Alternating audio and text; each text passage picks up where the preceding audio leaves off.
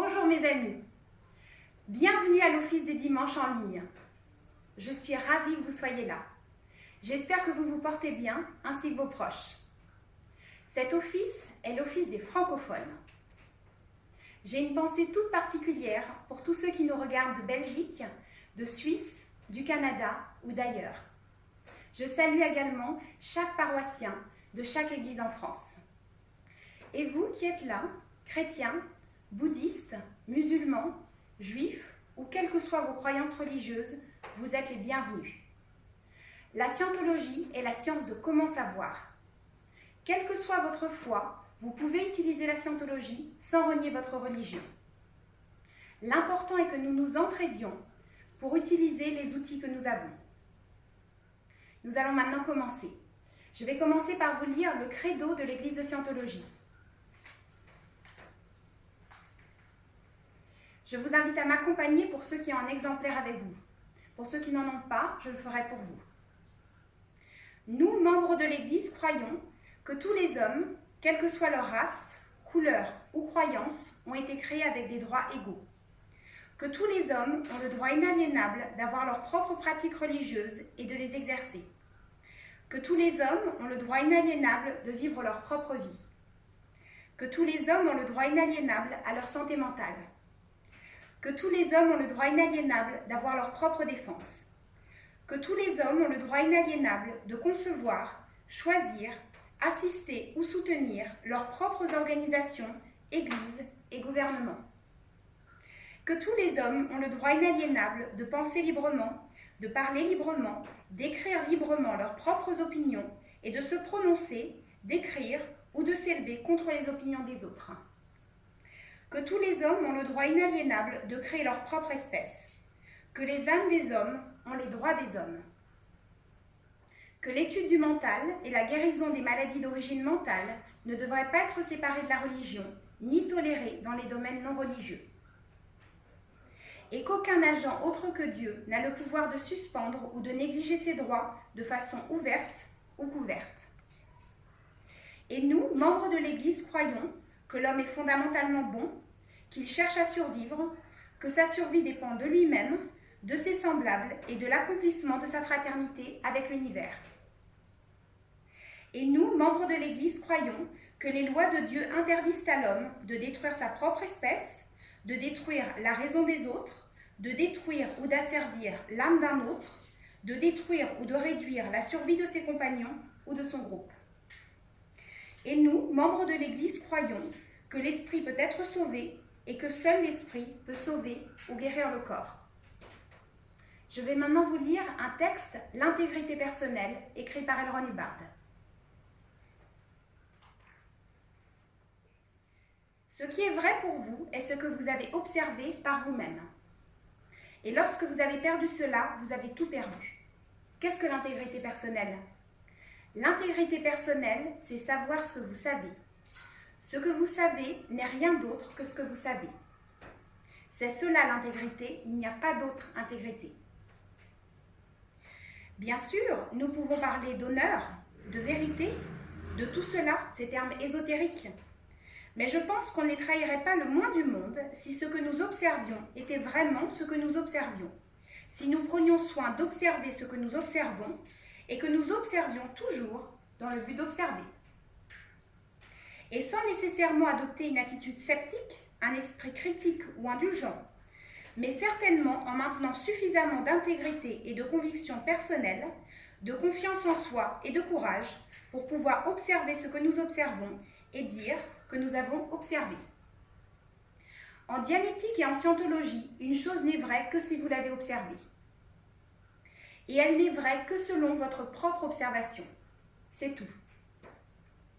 Le thème que nous allons aborder aujourd'hui est l'environnement dangereux. C'est un sujet particulièrement d'actualité. J'ai déjà mentionné lors de plusieurs offices que la scientologie possède des outils pour y remédier. Voici une façon d'aborder le problème. Le texte s'intitule « Comment ne pas se sentir persécuté ». Comment se fait-il que certaines personnes aient le sentiment d'avoir une pression sur elles ? Avez-vous déjà eu cette impression ? Avez-vous déjà eu le sentiment d'être poussé? Avez-vous déjà ressenti qu'il y avait un recoin de votre environnement dans lequel vous n'osiez pas tout à fait regarder? Avez-vous déjà eu l'impression que la vie vous persécutait? Maintenant, une question plus outrancière. Avez-vous déjà eu l'impression d'être persécuté? La façon de ne pas se sentir persécuté tient à un mécanisme que nous allons aborder dès maintenant. L'enchaînement overt-motivateur. La définition d'un overt est ce qui est arrivé à la personne. La définition... Alors, je vais reprendre. La définition d'un motivateur est ce qui est arrivé à la personne. La définition d'un overt est ce qu'une personne a fait à quelqu'un d'autre. La raison de cette appellation d'enchaînement overt-motivateur vient de ce que normalement, les individus ont le sentiment que quelque chose leur est arrivé et que de ce fait, ils devraient faire quelque chose à un autre. Et il l'exprime en ces termes. « Je sais que j'ai été horriblement cruel, mais j'avais d'excellentes raisons de l'être. Je sais que j'ai dû le descendre, le virer, le mettre aux arrêts, le réprimander, l'engueuler. Mais d'un autre côté, il le méritait. Je n'ai pas aimé le chloroformer. Il avait été un bon toutou, mais après avoir mordillé le tapis... Vous saisissez l'idée? Eh bien, amordiller le tapis est la justification pour avoir chloroformé le chien. L'overt est de chloroformer le chien. Et le chien qui mordille le tapis est le motivateur. Bon, il y a d'autres facettes à cette situation. Qu'en est-il de la situation où vous avez fait quelque chose à quelqu'un sans motivateur? Ce qui se produit dans ce cas spécifique, c'est que l'individu fait quelque chose, puis il doit l'expliquer. Il s'en va tuer quelqu'un, ou l'empoisonner, ou encore divorcer de quelqu'un, quelque chose de la sorte, puis il doit l'expliquer. Eh bien, nous ne sous-entendons pas que quiconque ici ait déjà commis ce genre de choses, mais il est beaucoup plus difficile de répondre à « qu'avez-vous fait » qu'à « que vous a-t-on fait ?» Toujours. « Qu'avez-vous fait » est une question à laquelle on répond beaucoup plus difficilement qu'à la question « que vous a-t-on fait ?» Pourquoi cela? On pourrait dire que l'individu s'explique avec tant de force la raison de tout ce qu'il a fait qu'il finit par faire pression sur lui-même. Il se retrouve avec toutes sortes d'étranges réactions mentales. Il déclare invariablement et constamment « j'ai fait cela parce que tout ceci m'a été fait ». Et alors, il se promène avec une tête mal fichue ou une oreille tordue ou un nez en sang ou quelque chose de la sorte en disant « voici pourquoi je l'ai fait ». Et les gens sont généralement des explications ambulantes montrant pourquoi ils l'ont fait. À l'époque victorienne, Freud imagina que l'homme possédait un horrible monstre logé quelque part, peut-être juste au-dessus de l'oreille gauche. Et cet horrible monstre était tout le temps en train de comploter, d'intriguer, de manigancer. Et il avait un censeur qui maîtrisait cette bestiole. Bon sang, je n'ai jamais entendu parler de quelqu'un avec une tête aussi peuplée. Mais la vérité est que l'homme n'est pas une bête vorace. L'homme n'est pas mauvais. Cependant, en faisant aux autres ce que d'autres considèrent alors comme mauvais, c'est exactement ce qui se produit, l'individu se conçoit comme ayant fait le mal. Et s'il n'était pas bon, et s'il n'était pas quelque chose de fondamentalement généreux et d'honnête, il ne protesterait jamais contre un acte méchant ou mauvais, n'est-ce pas? Se rendrait-il malade simplement pour avoir fait quelque chose de mal s'il n'était pas fondamentalement bon? C'est l'une des meilleures preuves qui soit de la nature fondamentale de l'homme. Eh bien, l'enchaînement overt-motivateur fournit un grand nombre d'explications sur le mariage. Un mari fait quelque chose à sa femme, dont elle ignore tout. Avant que vous ayez eu le temps de comprendre ce qui se passe, il sera furieux contre sa femme. Mais c'est lui qui a fait quelque chose à sa femme. Les jours passent, il fait de plus en plus de choses à sa femme, et il devient de plus en plus furieux contre elle.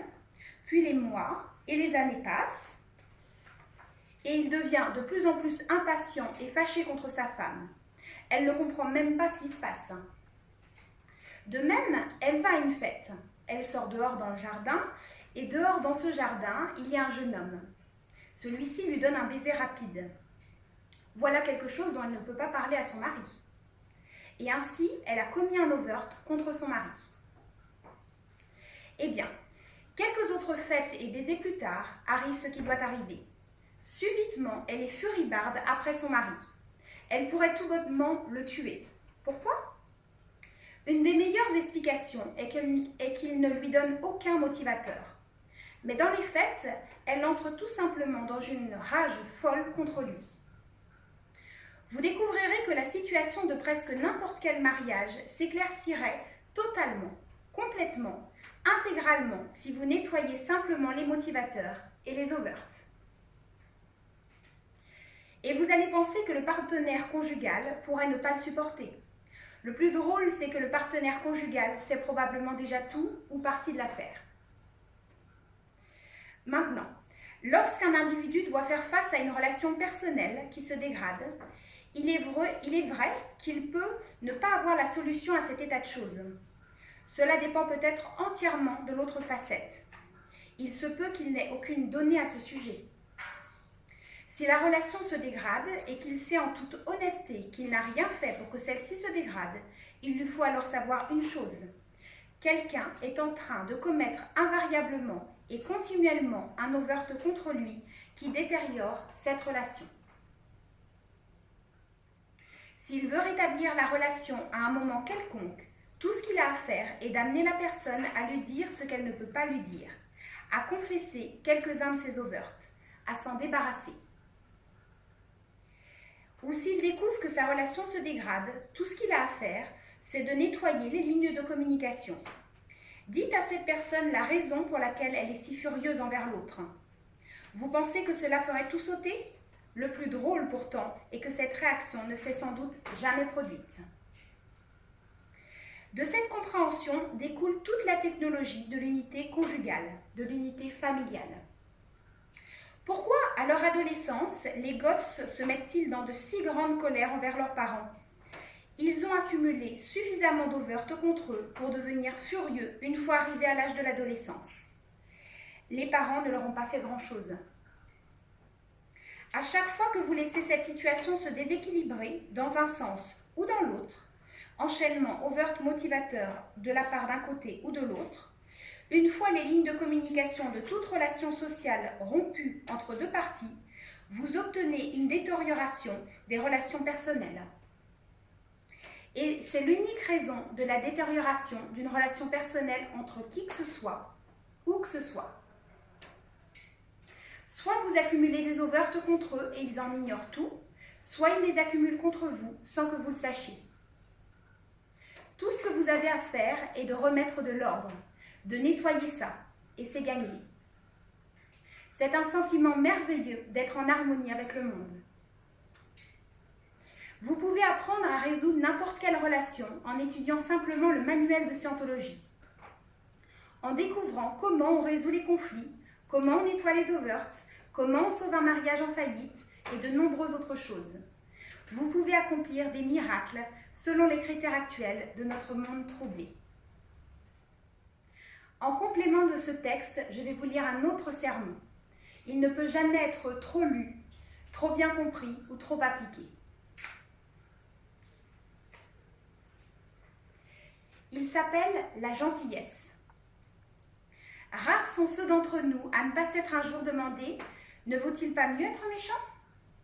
Presque chacun de nous a eu l'impression d'avoir fait preuve d'un peu d'indulgence. Nous n'aimions pas voler dans les plumes d'un quelconque être humain et le faire se sentir mal. Nous nous sommes dit « Je devrais être plus dur, je ne peux pas me dérober, je devrais savoir quand rugir, quand montrer les crocs. » Et probablement qu'il nous est arrivé de nous éloigner après avoir prêté à quelqu'un 5 $ ou quelque chose de la sorte, en se disant « Quand est-ce que je vais apprendre à être un dur ? Quand est-ce que je vais apprendre à être dur à cuire, à être un dur à cuire, et à faire face à ce petit gosse et à lui dire « Non ». Quand est-ce que je vais apprendre à faire ça ? La devise sous-jacente est « N'est-il pas mieux d'être méchant parfois ?» Quand vais-je arrêter d'être indulgent pour être quelqu'un de dur, de direct, capable de dire non ? Je serais un bien meilleur chef. Je serais une bien meilleure personne si je savais réprimander en faisant un peu de bruit. Si seulement je pouvais savoir, de temps en temps, quand être méchant, et si seulement j'étais disposée à l'être, ne serait-ce pas mieux? Je devrais être capable de prendre les gens là et de les pousser sur le côté. N'y a-t-il pas une certaine légitimité à être dur? On peut repérer les moments où on sait qu'on aurait dû être plus dur. On en est sûr. Mais une série très instructive de procédures de conseils spirituels démontre que la personne disposée à confronter d'autres choses n'a jamais à dire non. Elle n'a jamais à être méchante. Elle n'a jamais à être dure. Et par confronter des choses, nous voulons dire y faire face sans fléchir ni se dérober. Il n'y a rien de mal à être aimable envers les gens. Ce n'est pas du tout une faiblesse. En fait, si vous ne l'êtes pas, vous êtes dans le pétrin. Vous pourriez dire que les seuls moments qui vous font souffrir sont ceux où vous n'étiez pas assez agréable, où vous n'étiez pas assez gentil et où vous n'étiez pas suffisamment aimable. Ce sont les seuls moments qui vous font vraiment souffrir. Il n'est pas vrai qu'être méchant vous avance à quoi que ce soit. Le contraire est prouvé. Lorsque vous refusez quelque chose à votre prochain, vous vous dites non. Vous vous dites sois méchant. Vous vous dites sois catégorique. La vérité est que vous lui refusez la communication d'une façon ou d'une autre. Le seul point sur lequel vous devriez être dur, c'est d'insister auprès de votre semblable pour que lui aussi se débrouille comme un grand. Et la seule façon d'arriver à lui communiquer ceci, c'est de lui dire d'une façon très agréable. Il est alors susceptible de recevoir cette communication. Être méchant, c'est simplement interrompre la communication avec les choses. Nous constatons que l'individu gentil, bon, communicant, plaisant, non hostile à la conversation et tolérant s'en sort merveilleusement bien. En revanche, nous constatons que le gars méchant et mesquin, qui coupe les communications à tout moment, est dans le pétrin. Ainsi, le comportement humain optimal se mesurerait avec la bonté vers le haut et la méchanceté vers le bas. Nous connaissons donc finalement la réponse à la question « Auriez-vous dû être méchant toutes ces fois ou auriez-vous dû être plus gentil ?» Vous auriez dû être plus gentil. Lisez le livre « Scientologie, une nouvelle optique sur la vie » de Ron Hubbard. Vous y trouverez des découvertes fondamentales que vous pouvez mettre en pratique pour mener une vie heureuse et pour apporter le bonheur aux autres. Comme dernière étape de cet office, nous allons passer à la prière de Scientologie pour la liberté totale. Accompagnez-moi si vous avez un exemplaire avec vous. Si vous n'en avez pas, je le lirai pour vous.